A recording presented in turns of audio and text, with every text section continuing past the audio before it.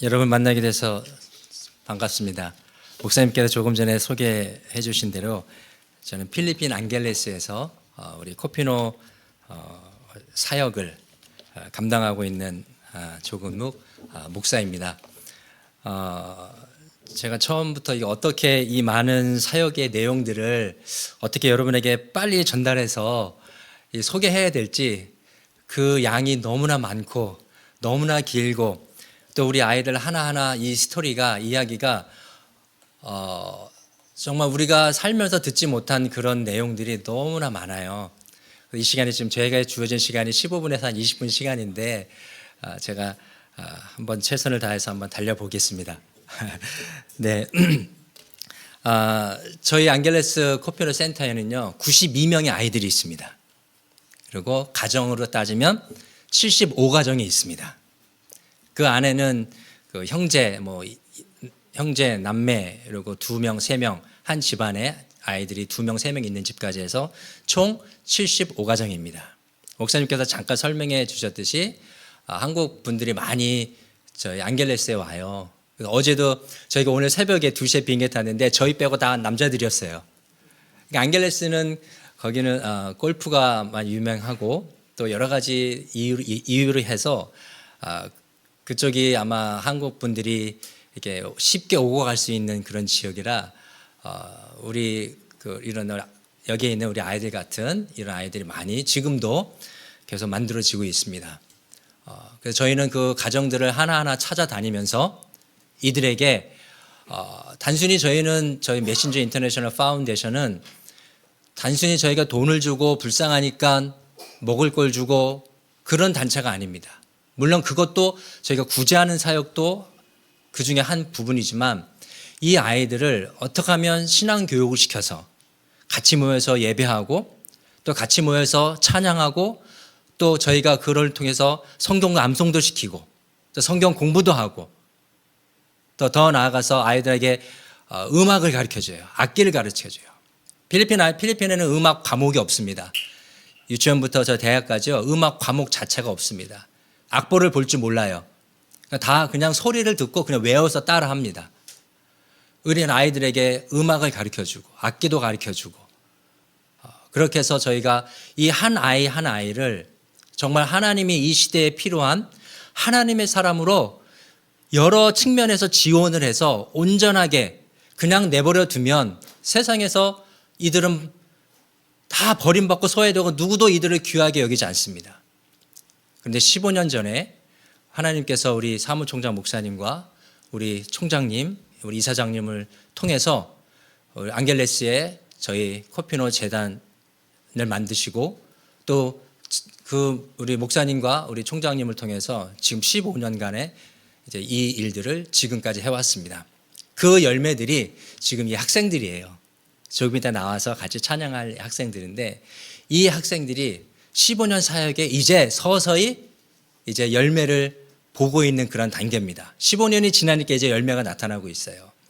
그래서 이따가 간증할 우리 에스더 또 그 동생 저희가 이번에 17명이 오면서 딱 2명만 비자가 났습니다. 에스더하고 한나. 에스더는 이번에 사법고시를 지난번에 봐서요. 12월 말에 이제 합격 발표가 납니다. 그리고 그 동생 한나는 대학원까지 저희가 지원을 해서 11월 이번 달 말에 대학원 석사 과정을 졸업하게 됩니다. 이미 심리 상담 자격증을 땄어요. 그 지금 외국 회사에 들어가서 얼마 전에 한 달, 2달 전에 들어가서 채용 담당관으로 인사부에서 면접관으로 그렇게 일을 하고 있습니다. 그리고 그 밑에 이제 아이들이 계속 이제 대학교 3학년, 4학년 그렇게 계속 자라고 지금까지 온 것입니다. 저희가 비자를 받는데 그 영사님이 다 거절했어요. 그래서 저희가 근데 에스더가 한나만 딱 비자를 준 거예요. 그래서 영사관님 다 주지 왜 2명은 줬습니까? 했더니 딴 사람들은 다 자격이 안 된대요. 근데 에스더 한나는 자격이 된대요. 사법고시 봤죠. 회계사 자격증 땄죠.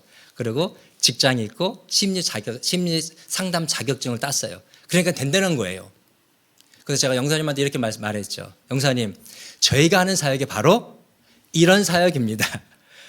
저희가 단순히 가짜 허위 단체가 아니라 15년 동안 우리가 이 한 아이들을 이렇게 신앙교육시키고 장학 지원을 하고 구제하고 해서 에스더 한나 같은 이런 당당한 사람을 만들었습니다. 그러니 제발 우리를 믿고 가짜를 하지 마시고 허위 단체를 하지 마시고 믿어주세요 하고, 또 우리 총장님과 우리 사무총 목사님께서 계속 한국에서 지원을 해주셔서 지난 월요일 날 29일 날 비자가 다 나왔습니다. 한 달 반 전에 시작했는데 너무나 어렵고 힘들었어요. 그래서 하나님께서 이 모든 것을 합력하여 선을 이룬다는 게 제가 이번에 이걸 준비하면서 몸으로 직접 느꼈습니다. 여기 올 수 있는 아이들 자격이 없어요. 다 엄마들도 그렇고 우리 아이들도 그렇고. 하나님께서 여러분 만나게 하시려고 이들을 이곳에 보내주신 줄로 믿습니다. 우리 92명의 코피노 아이들과 75명의 가정 중에요, 6명의 엄마들이 지금 해외에서 가정부로 일하고 있습니다. 그리고 7명의 아이들이 고아예요. 태어나자마자 11시에 밤 11시에 아기를 낳는데 아침 6시에 그 아이를, 엄마가 그 아이를 버렸어요. 포기했어요. 그래서 그 아이를 7시간 만에 집에 데려와서 지금 13년 동안 키우는 가정도 있습니다.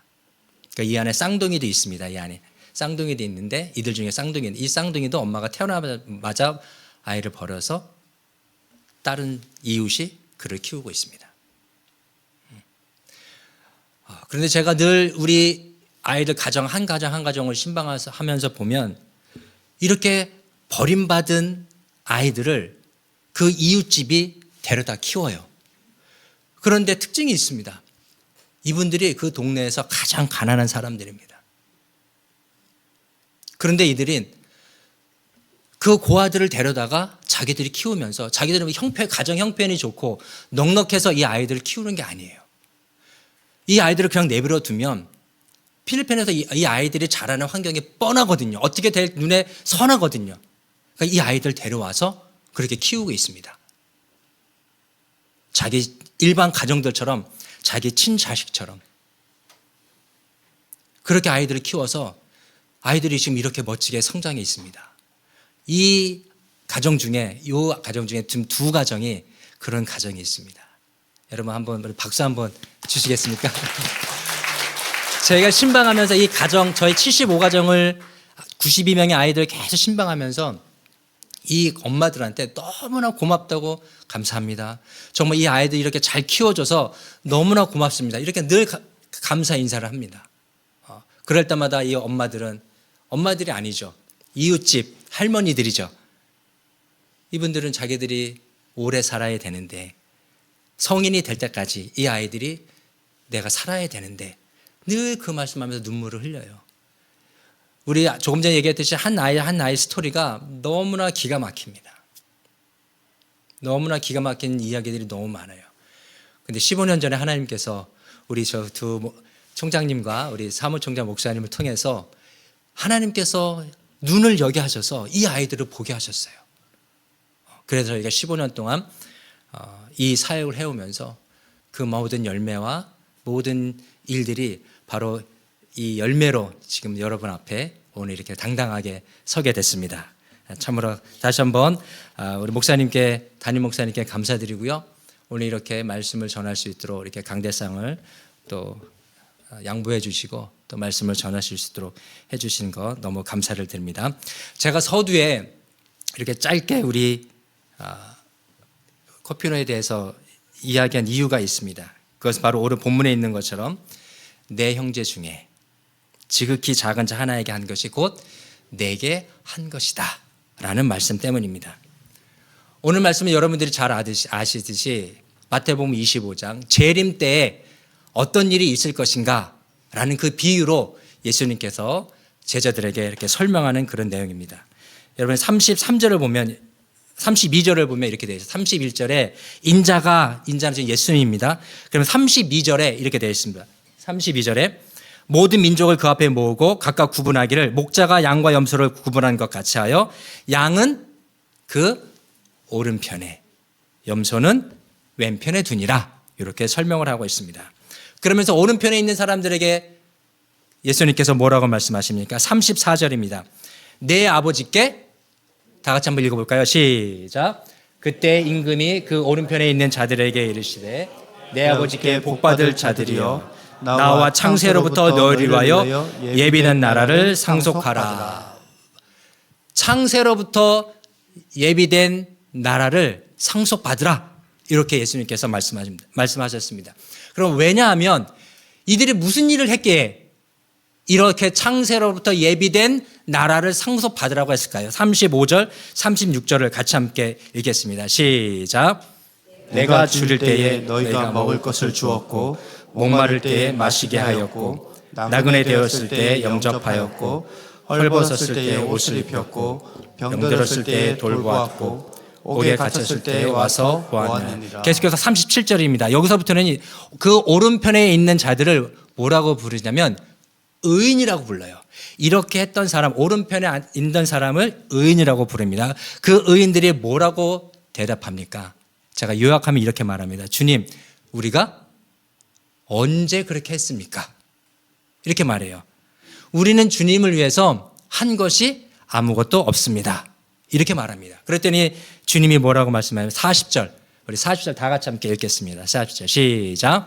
임금이 대답하여 이르시되 내가 진실로 너희에게 이르노니 너희가 여기 내 형제 중에 지극히 작은 자 하나에게 한 것이 곧 내게 한 것이니라 하시고. 아멘. 자, 우리가 여러분 이 이야기를 들을 때요, 오해하지 말아야 할 것이 한 가지가 있습니다.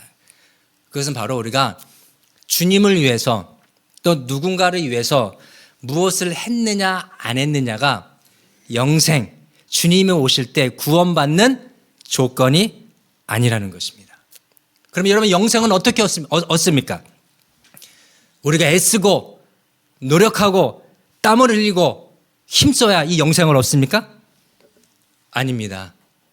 우리가 영생을 얻는 것은 우리의 노력, 인간의 어떤 노력과 열심히 개입할 자리가 없습니다. 오직 영생의 조건은 하나님이 은혜를 주셔야 우리가 거듭나고 영생을 얻는 것입니다. 전적인 하나님의 은혜 없이는 우리가 어떤 영생, 어떤 거듭남, 우리가 구원을 얻을 수가 없습니다. 그렇다면요, 행위는 뭡니까?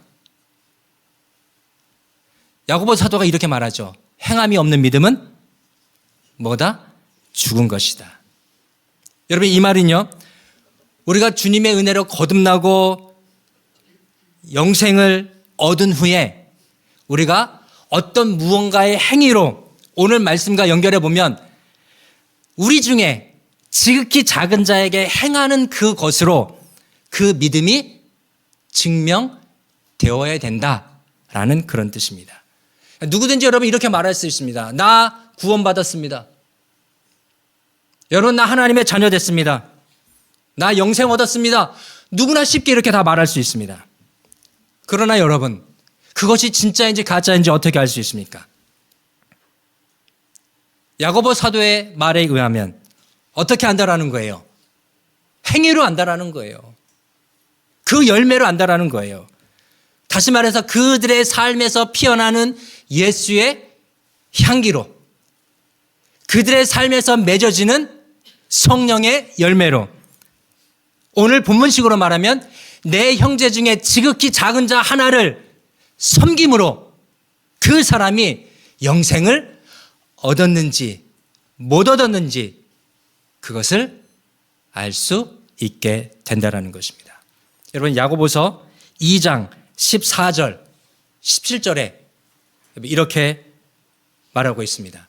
내 형제들아, 만일 사람이 있느라 하고 행함이 없으면 무슨 유익이 있으리요? 그 믿음이 능히 자기를 구원하겠느냐? 만일 형제나 자매가 헐벗고 일용할 양식이 없는데 너희 중에 누구든지 그에게 이르되 평안히 가라, 덥게 하라, 배부르게 하라 하며 그 몸에 쓸 것을 주지 아니하면 무슨 유익이 있으리요?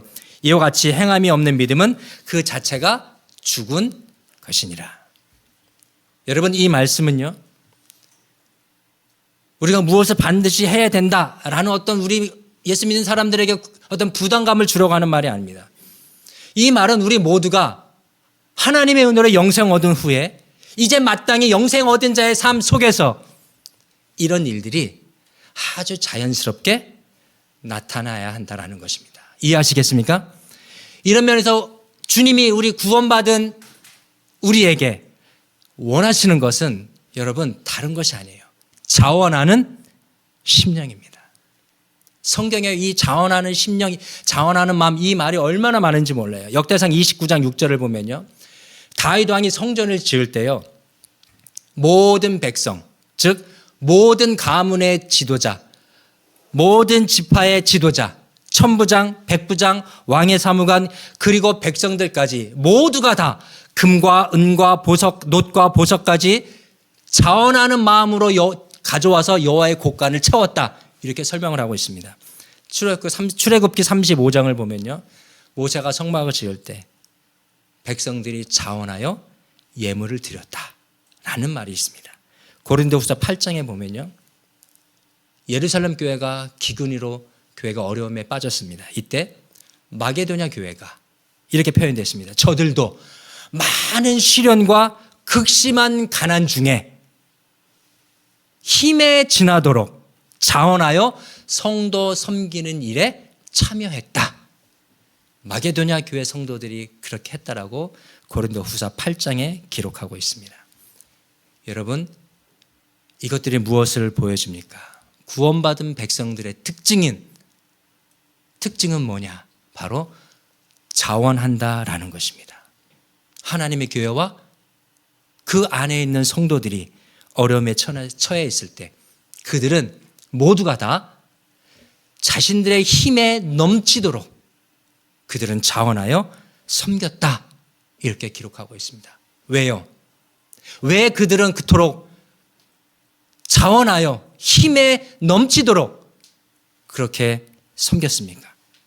그것은 바로 나를 구원해 주신 주님의 은혜가 너무나 커서, 나 같은 죄인 살리신 그 주님의 은혜가, 그 사랑이 너무 커서 그들은 그렇게 자원하는 마음으로 했다라는 것입니다. 그런데 여러분, 재미있는 것이 한 가지 있습니다. 오늘 본문에 이렇게 구원받은 오른편에 서 있던 그 의인들의 특징이 한 가지가 있습니다. 그게 뭔지 아십니까? 그들은 그렇게 누군가를 섬겼습니다. 그런데요, 그들이 무엇을 했는지 몰랐다는 것입니다. 자기들은 누군가를 열심히 도왔는데 정작 그들은 그것이 주님을 위해 한 것인 줄로 몰랐다는 것입니다. 여러분, 이것은 아주 중요한 말씀입니다. 그들이 이렇게 말합니다. 주님, 우리가 언제, 어떻게, 주님이 배고프실 때 우리가 먹을 것을 주었고, 주님이 목마르실 때 우리가 언제 마실 것을 줬습니까? 주님이 헐벗었을 때 우리가 무엇을 했습니까? 우리는 그것을 한 것이 없습니다. 우리가 언제 그렇게, 그들이 무엇을 했는지 몰랐습니다.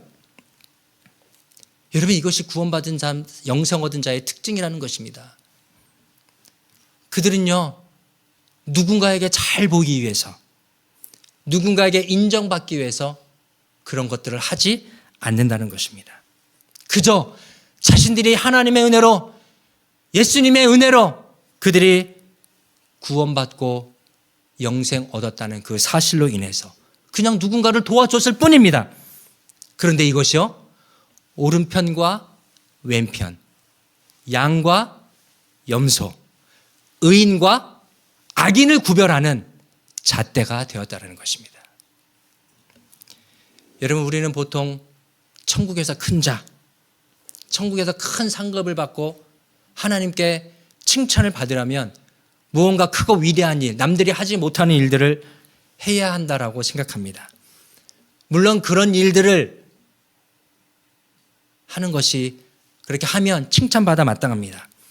그러나요, 여러분, 주님이 더 눈여겨보시는 것은 그런 큰 일이 아니어도, 또한 누군가 인정해 주지 않고, 또한 누군가 알아주지 않아도 내가 말없이 섬긴 그 지극히 작은 그 사람이 예수 믿고 구원받아 새 생명을 얻는 것, 여러분, 이것이 주님이 보실 때 가장 위대한 일이며, 바로 그가 창세로부터 예비된 하나님의 나라를 상속받을 자라는 것입니다. 우리가 성경에서 예수님의 사역을 보시면요, 예수님은 항상 지극히 작은 자 한 사람에게 초점이 맞춰져 있었습니다. 38년 된 병자, 문둥병 걸린 자, 소경 바디메오, 거라사 광인, 사마리아 여인, 누구도 거들떠보지 않은 그런 사람들이었습니다. 그런데 예수님은 늘 그렇게 그 사회의 가장 작은 자, 보잘것없는 사람, 세상의 눈으로 볼 때 소자들에게 예수님의 시선이 맞춰져 있었어요. 왜 예수님께서 그렇게 작은 자, 소자들에게 늘 관심을 가지셨을까요? 예수님이 누가복음 15장 7절에 이렇게 말합니다. 이와 같이 죄인 한 사람이 회개하면 하늘에서는 회개할 것이 없는 의인 99으로 말미암아 기뻐하는 것보다 더하리라. 여러분 이해하시겠습니까? 하나님은요, 우리 예수님은요, 죄인 한 사람, 우리 주위에 있는 가장 작은 그 한 사람을 하나님은 그 사람을 위해서 우리를 보내신 것입니다. 예수님이 2000년 전에 이미 그 사역들을 친히 몸으로 실천해 보이셨습니다. 예수님은 늘 그런 자들에게 향하셨습니다. 예루살렘 성전을 바라보고 그쪽을 향하지 않냐고, 예수님은 늘 멀리 그 사회로부터 소외된 자들을 찾아가서 그들에게 복음을 전하고 하는 구원의 기쁜 소식을 전해 주었습니다. 사랑하는 여러분, 바로 이런 사람이 장차 창세로부터 예비된 하나님의 나라를 상속받을 자인 줄로 믿으시기 바랍니다. 어떤 비그리스도인이요, 한 어떤 수도사를 만났습니다. 근데 그 수도사는요, 늘 이제 죽어가는 사람들을 데려다가 목욕시키고 또 그 사람이 죽으면 또 장례를 치러줬습니다. 그러니까 이 넌 크리스찬 이 사람이 눈에 봤을 때 이게 너무나 비생산적인 일이고 너무나 가치 없는 일이라고 생각됐습니다. 그래서 그 수도사께 찾아갔습니다. 아니 왜 선생님은 어차피 그냥 내버려두면 죽을 거 왜 그 사람들을 데려다가 목욕을 시키고 그것도 장례까지 치러줍니까? 이렇게 얘기를 했습니다. 그랬더니 그분이 이렇게 말했다고 합니다. 지금 여기서 죽어가는 사람들은 평생 자신을 사랑하는 사람의 손길, 눈길을 느껴본 적이 없습니다. 그런 그들이 죽기 전 30분이라도 자기를 사랑하는 사람의 손길과 눈길과 얼굴을 쳐다보고 죽을 수 있도록 하기 위해서 내가 여기에 있는 것입니다. 사랑하는 여러분, 하나님의 나라의 일은 여러분 크고 작음에 있지 않습니다. 하나님의 나라의 일은 그 일을 하는 사람이 하나님이 주신 은혜를 깨닫고 만나는 모든 이에게 그 은혜를 나누고 베풀고 섬기는 것. 오늘 본문식으로 말하면 지극히 작은 자에게 한 것이 곧 내게 한 것이다 라는 주님의 본뜻이라는 것입니다. 여러분, 누가 천국에서 큰 자입니까? 누가 창세로부터 예비된 하나님의 나라를 상속받을 자입니까? 저는 여러분 모두가 그런 하나님의 자녀들, 백성들 되기를 바랍니다. 우리 코피노 자녀들, 가정들, 아까 제가 서두에서 얘기했듯이 이 한 아이 한 가정이 얼마나 이 참 그 기가 막힌 스토리가 있는지 몰라요. 다 소개할 수 없지만 이 아이들이 어느 날 이 중에 한 명 제가 짧게 한 1분만 하겠습니다. 10년 만에 작년에 아버지한테 연락이 왔대요. 아버지가 도와준다고 했대요. 그래서 3개월을 딱 도와줬대요. 그리고 3개월 지나고 나서 또 아버지가 카톡을 연락했다가 카톡을 또 블락시켰대요. 그리고 지금도 또 깜깜무소식이에요. 아이가 태어나자마자 한 달 만에 빠이빠이 하고 10년 만에 연락했는데 그리고 이제 또 연락이 없습니다. 이런 아빠들도 있고, 또 여기 오늘 여기 있어야 되는데 못 온 친구, 대학교 4학년 친구가 있어요. 그 친구도 모든 서류가 다 됐고 다 됐는데, 준비됐는데 한국에서 아버지가 나 한국에 간 적도 없고 이 사람하고 결혼한 적도 없고 그렇게 얘기를 했다고 합니다. 근데 이 엄마와 이 아들은 결혼한 사진을 다 저한테 보냈어요. 진짜 결혼식 아빠 얼굴까지 다 있어요. 근데도 한국에서 아빠가 허락을 안 해서 이 친구가 못 왔습니다. 너무나 안타깝게 모든 준비를 다 같이 했는데 이 친구가 못 오게 됐어요. 이 친구가 너무 실망했는데, 그래서 하늘아, 지금은 네가 네 부모 때문에 이렇게 못 왔지만 네가 이제 대학교 4학년이니까 이제 열심히 공부해서 대학 졸업해서 네가 이 사회에서 성공해서 당당히 네 이름으로 네가 다음에 한국에 다시 우리랑 같이 오자, 이렇게 위로를 하고 왔습니다. 여러분, 한 사람 한 사람 우리 아이들 너무나 소중한 아이들입니다. 이 한 아이들을 키우기 위해서 수많은 분들의 후원자들의 기도와 관심과 또 수많은 곳에서 지원이 들어와서 우리 목사님과 또 총장님을 통해서 이 일들이 15년을 지속해 왔습니다. 이따가 우리 시간이 되시면 우리 아이들 한 번씩 머리도 쓰다마 주시고 한 번 좀 안아주시고 사랑한다, 엄마가 버리고 아빠가 버렸지만 그러나 내가 주님의 사랑으로 너희들을 사랑한다 하고 이렇게 한번 꼭 안아주시기 바랍니다. 그러면 아이들이 더 용기 내고 힘내서 또 필리핀 가서도 더 열심히 생활하고 더 많은 좋은 아름다운 열매가 많이 맺혀질 줄로 믿습니다. 다 같이 기도하겠습니다.